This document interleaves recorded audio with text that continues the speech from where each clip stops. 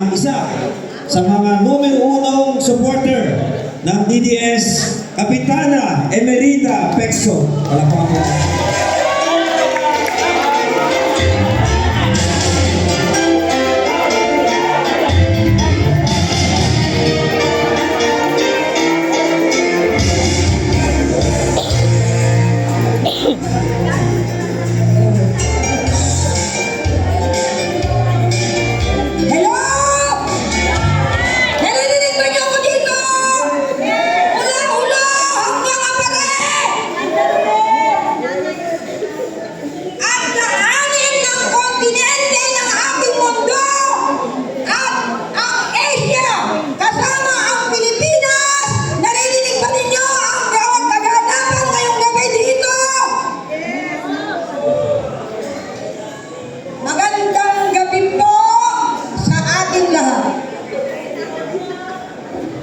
Ako po ay nagpapasalamat sa inyong lahat na mga nandito ngayon para saksihan ang kaganapan ngayon na launching ng Save the Philippines Coalition. Palakpakan po natin ang ating mga sarili!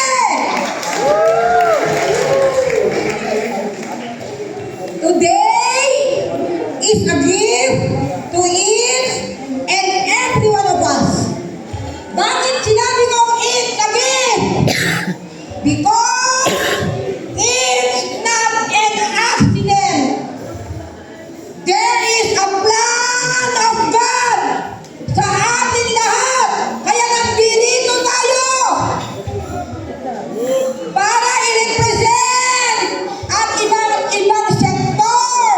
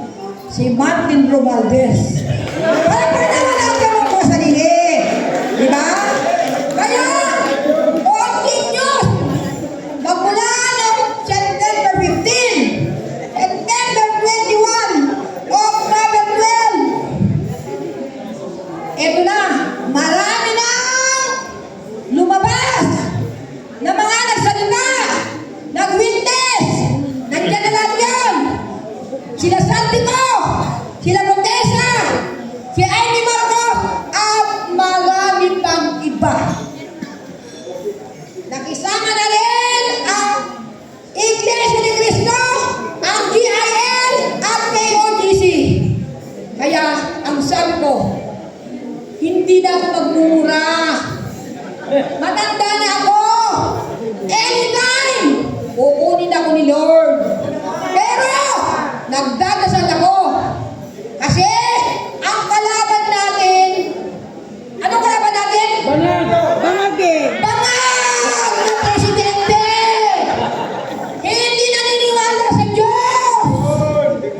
Kaya tanging dasal ko at hinihikayat ko kayong lahat na mga Pilipino mula hulo hanggang kapatid at lahat ng mga nandito ng mga leader.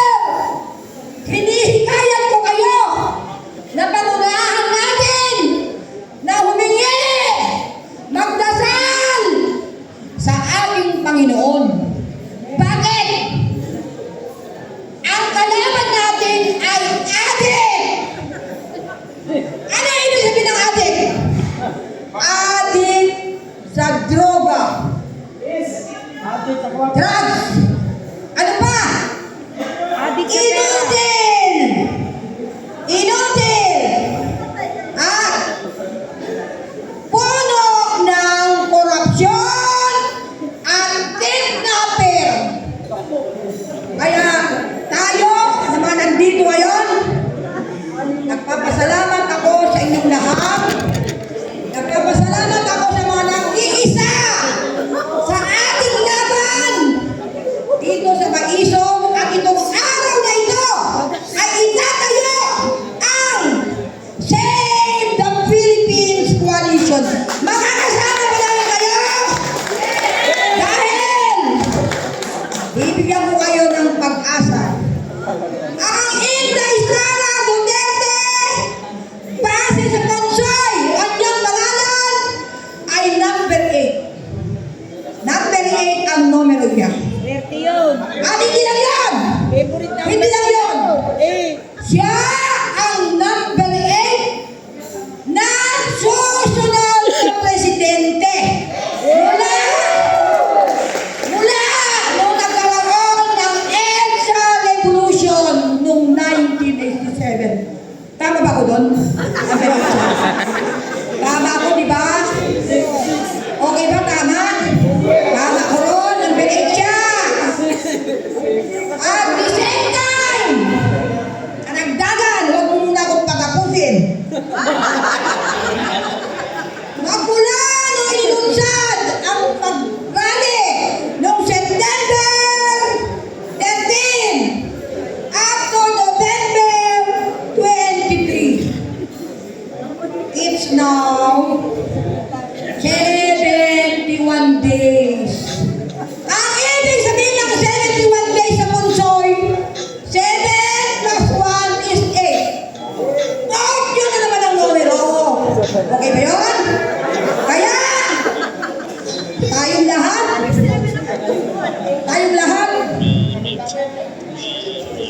alam natin, we know everybody, alam natin lahat kung ano ang ginagawa natin.